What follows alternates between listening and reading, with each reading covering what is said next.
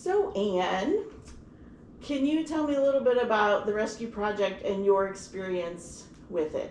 Sure, I would love to. And I just want to let you know I don't normally do things like this, but the Rescue Project meant so much to me that I do want to share it.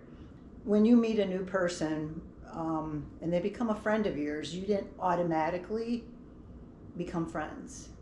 You got to know them, you asked them questions, you shared in conversations, you had meals together. Basically, the first night, you walk into this room and you can tell right away that people spent so much time making it beautiful.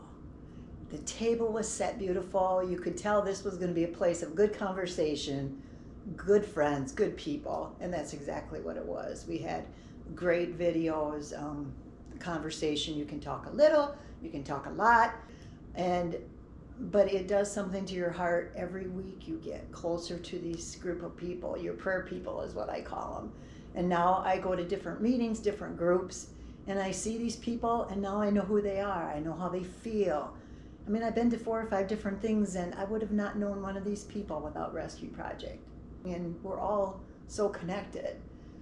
So I was driving to Madison one day, and I was listening to Father Mike Schmitz, if anybody listens to his broadcast, and it was on forgiveness. And my issue that I have is I never think I'm good enough. I think if I accept Jesus's forgiveness, I'm being proud, or I just didn't ever feel worthy. And what the Rescue Project did for me is it helped me understand that God died for me.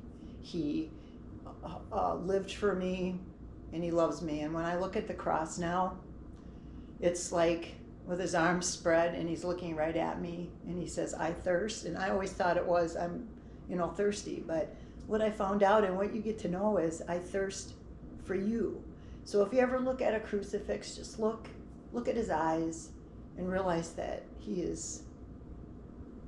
wants to love you, and he wants you to love him.